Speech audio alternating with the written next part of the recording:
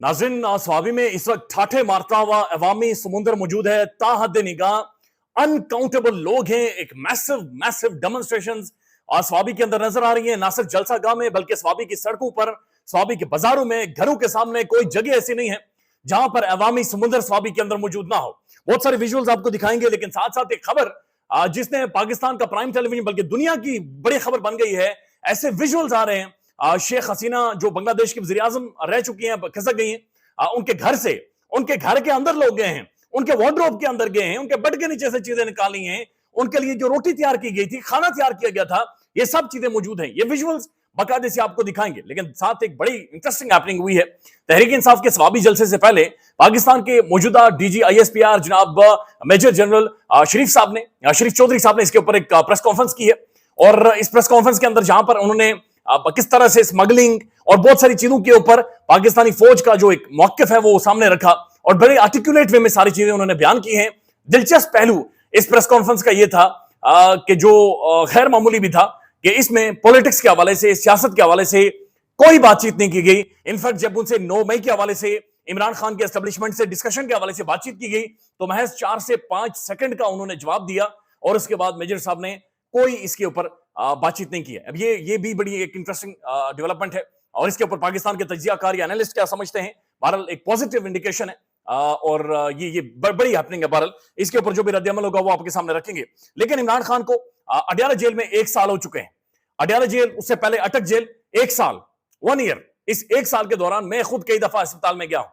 इस एक साल के दौरान मौसम बदल गए, हालात बदल गए, माहौल बदल गया, बहुत कुछ हुआ।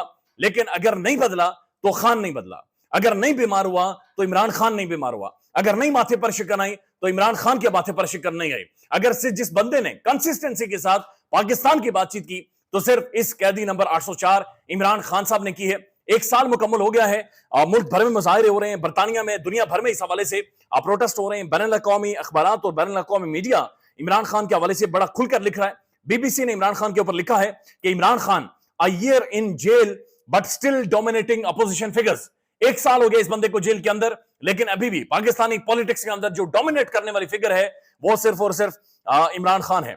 उसके बाद निकी एशिया, पाकिस्तान से Imran Khan complete year in prison, 5 things to know, कि इमरान खान 1 साल मुकम्मल कर चुका है। 5 चीजें जो आपको जानने की जरूरत है। तो बड़ी डिटेल स्टोरी इन्होंने भी इमरान खान साहब के हवाले से लिखी है। तो एक मैसिवली इमरान खान के हवाले से इस वक्त दुनिया भर में हम देख रहे हैं कि बाकायदा से प्रोटेस्ट किए जा रहे हैं, एहतजाज किए जा रहे हैं और बैनुल अक़वामी मीडिया इमरान खान के ऊपर बाकायदा से लिख रहा है। अब मैं सिर्फ आपको चंद एक वीडियोस दिखाता हूं। अब एक तो जलसा गाह में एक मैसिव डेमोन्स्ट्रेशन तो हो रही है।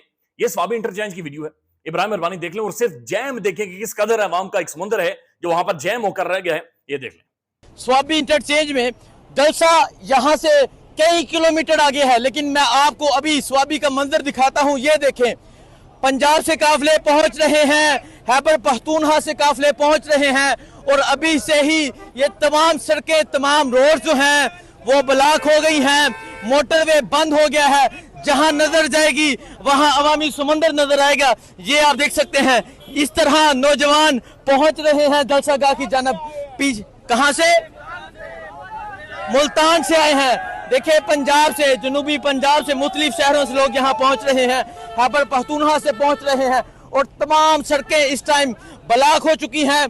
खैबर पख्तूनख्वा बाहर निकला है, पंजाब बाहर निकला है। अब ये वो लोग हैं जो अभी तक जलसा गाह तक नहीं पहुंचे या नहीं पहुंच सके। यानी जलसा गाह के बाहर हजारों की तादाद में ऐसे लोग हैं जो अभी तक जलसा गाह तक नहीं पहुंच सके। जब ये आप वीडियो देख रहे हैं, यानी जलसा कल रात से शुरू हो चुका था। कल रात से पूरे मुल्क भर से काफिले स्वाबी के अंदर जाना शुरू हो गए थे। अब ये एक और बड़ी इंटरेस्टिंग खबर है और ये काजी फैज ईसा साहब के हवाले से है। इसने हमें हमारा बचपन याद करवा दिया है। हम बचपन में ऐसे ही करते थे। अगर कभी बंटे हार जाएं मैच का गेम और कोई क्रिकेट हार जाएं, कोई गिल्ली डंडा खेल रहे हो हार जाए, तो हम ऐसे ही बदला लेते थे। जो कि काजी साहब के हवाले से रिपोर्ट हो रहा है, बसद एहतराम।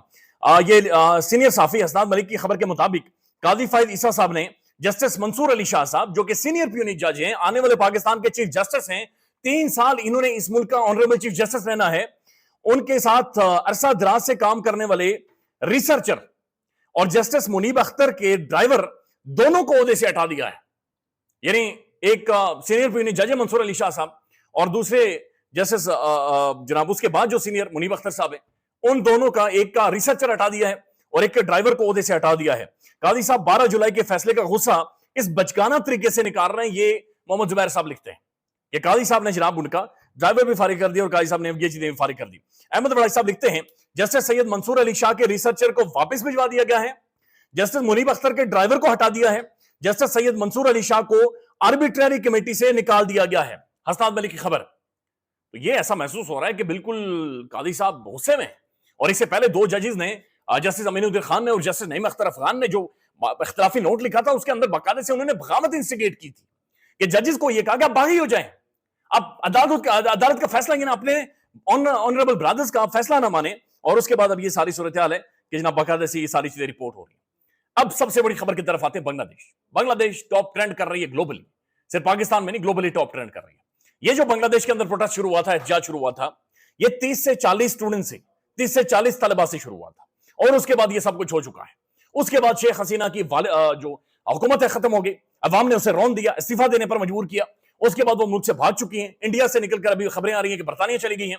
लेकिन जो विजुअल्स आ रहे हैं, ये विजुअल्स देखने से ताल्लुक रखते हैं। एक तो ये विजुअल्स देखे चिट्टागोंग के, जहां पर इतनी मैसिव डेमोन्स्ट्रेशंस हैं, बड़ी तादाद में लोग वहां पर मौजूद हैं, बहुत बड़ी तादाद में लोग मौजूद हैं।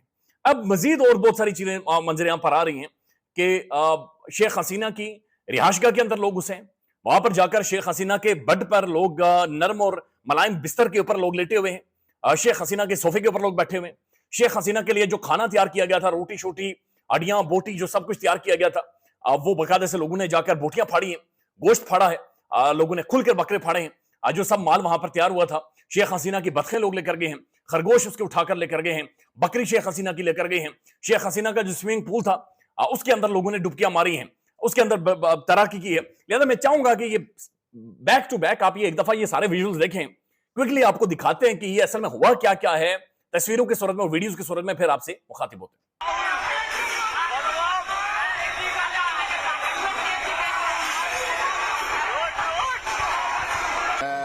আমরা যে খবর পাচ্ছি যে তিনি পালিয়েছেন।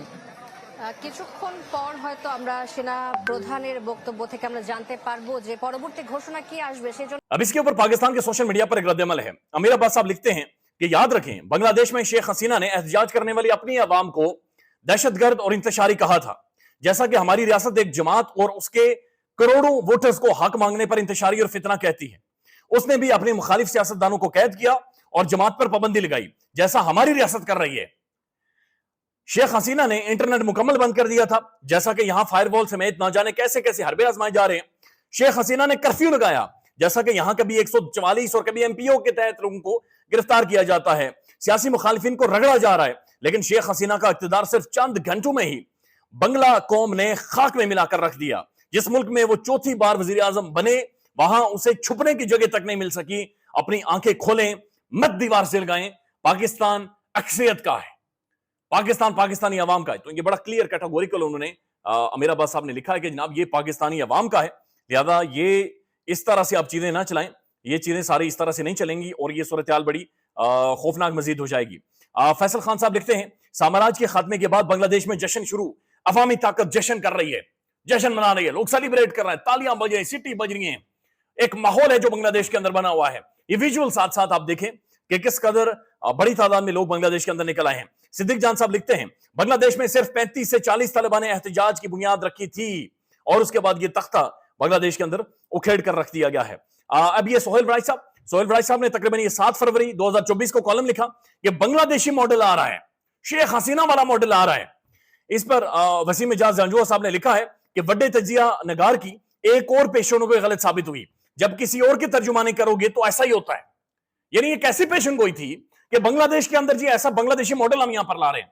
बांग्लादेशी मॉडल को अवाम ने जूते की नोक पर रखकर हवा में उड़ा दिया है, बांग्लादेशी अवाम का गुब्बारा बनाकर लोगों ने हवा में उड़ा दिया है। बांग्लादेशी उस मॉडल का जिसका सोहेल वराई साहब पाकिस्तानी अवाम को लिख लिख कर बेवकूफ बनाते रहे। आयशा अली भुट्टा, ये भी इन्होंने जाहिर है इनके साथ भी बड़ी ज्यादतियां हुई, इन्होंने बर्दाश्त की हैं। ये लिखती हैं, पाकिस्तानी और बंगाली माओ के लिए माओ ने बाजी ले ली है। ये अपने बेटों को माएं वहां पर लड्डू खिला रही हैं, उन्हें पानी पिला रही हैं और इन माओ के हाथों पलने वाली नस्ल ही दुनिया में अपने मुल्कों का नाम रोशन करेगी। ये भी बड़ा एविडेंट है, बड़ा क्लियर है। उसके बाद जनाब ये सारी बांग्लादेश के अंदर सूरत हाल है और ये सारा एक मैसिव रद्द-ए-अमल है जो कि हमने अवाम के साथ देखा। फिर बहुत सारी तस्वीरें आ रही हैं, लोग नमाज पढ़ रहे हैं, वहां पर उन्होंने नमाज पढ़ी है, उन्होंने शुक्राने के नवाफिल पढ़े हैं, उन्होंने नमाज अदा की है और अल्लाह का शुक्र अदा किया है कि ये सारी सूरत ऐसे बनी है। फिर मुख्तलिफ और सोर्सेज हैं जो कि इस हवाले से रिपोर्ट कर रहे हैं। शेख हसीना वाजिद के इस्तीफे के बाद बंगाली शहरी उनके सरकारी गाशगा में घुस गए, सामान उठाकर लेकर गए, सोफों पर आराम कर रहे हैं, तो उन्होंने कुछ भी नहीं छोड़ा, सब कुछ शेख हसीना का, इवन उनकी साड़ी, उनके जाती कपड़े, ये सब कुछ उठाकर लोग लेकर गए हैं। उनके मेरे ख्याल में मेकअप का सामान भी लेकर गए हैं, लिपस्टिक वगैरह भी लोगों ने नहीं छोड़ी, वो भी उठाकर लेकर गए हैं। तो हर चीज लोग उठाकर लेकर गए हैं। अब जाहिर है इस सारे प्रोटेस्ट के दौरान मुजीबुर रहमान, शेख मुजीब, जिन्होंने आजाद करवाया था, जिन्होंने गेम डाली थी, जाहिर है वो भी एक तारीख मौजूद है, उसके मुजस्मे को भी खड़ा गया है। खदीजा सिद्दीकी साहब लिखती हैं, मुजस्मों की कीमत इंसान से ज्यादा नहीं होती, इंसान की हुर्मत बचाते, ना कि मुजस्मों की याद बरकरार रखने के लिए जिंदा इंसानों के खानदान तबाह कर देते। उसके बाद लिखती हैं कि जनाब मुल्जिमान को कड़ी से कड़ी सजा दी जाएगी, मुकदमात की बौछार होगी, उनके घरों पर गैर कानूनी छापे मारे जाएंगे, उनके घर के तमाम अफराद को उठा लिया जाएगा, खुफिया बंद कमरों में मिलिट्री ट्रायल होंगे। ये तो बांग्लादेश है, शायद रियासत ये जुल्म भी ना करे। बांग्लादेश के अंदर भी लोगों ने यही सब कुछ किया। वो जो यादाश्तें थी उनके सर उखाड़ दिए, बतखें उठाकर लेकर गए, साड़ियां उठाकर लेकर गए। क्या उनके साथ भी वही कुछ होगा जो पाकिस्तान में हुआ था? ये इन्होंने सवाल पूछा है। ये पूछती हैं, लिखती हैं कि मोर चोर ने हमारे मुल्क में जेवर या मुल्क का पैसा चोरी करने वालों से ज्यादा सजा भुगती है। ईद से पहले जो 20 लोग मिलिट्री हिरासत में छोड़े गए थे, उनमें एक 17 साल नौजवान भी था। पाकिस्तान में इस वक्त सबसे बड़ा मसला बोलने का है। पाकिस्तान में बोलने नहीं दिया जाता, जुबानें खींच ली जाती हैं, डर है, खौफ है, टेरर है। पाकिस्तान का मीडिया मुकम्मल तौर पर कंट्रोल्ड है, वेल मैनेज्ड है, एक मैसिव सेंसरशिप है। इसी तरह का दबाव पाकिस्तान में सियासत.pk भी फेस कर रहा है, जिसे पाकिस्तान भर में गुज़श्ता कई महीनों से मावरा आइन, मावरा कवानीन मुकम्मल तौर पर बंद कर दिया गया है, मुकम्मल तौर पर बैन कर दिया गया है। सियासत.pk की नशरियात को लिमिटेड करके पाकिस्तान में छोड़ दिया गया है। तमाम तर कानूनी मुआवजे के ऊपर आवाज उठाई गई, दस्तक दी गई, लेकिन हर तरफ से खामोशी है, सन्नाटा है, कहीं पर कोई सुनवाई नहीं है, कोई सुनने को तैयार नहीं है। लेकिन इसका हल क्या है? क्या खामोश हो जाए? क्या सवाल ना करें? क्या मालूमात आप तक ना पहुंचाएं? क्या इंफॉर्मेशन आप तक ना पहुंचाएं? मालूमात भी पहुंचेगी, इंफॉर्मेशन भी पहुंचेगी, सवालात भी उठेंगे, लेकिन अब आपने रोल प्ले करना है, आपने अपना किरदार अदा करना है। और छोटा सा एक प्रोसीजर है, प्रोसेस है, उसके बाद आप अपना किरदार अदा करें और हमारी मदद करें। पहले आपने यह करना है कि हमारे यूट्यूब चैनल को सब्सक्राइब करना है, उसके बाद ज्वाइन के बटन के ऊपर जाना है, क्लिक करके हमारा मेंबर बनना है। या फिर दूसरा ऑप्शन यह है कि आपने वीडियो की डिस्क्रिप्शन में जाना है, वहां पर पैट्रियन का लिंक मौजूद होगा, उस लिंक के ऊपर क्लिक करें और हमें सपोर्ट करें, हमारा हिस्सा बने, हमारी ताकत बने। ख्याल रखिएगा। अल्लाह हाफिज।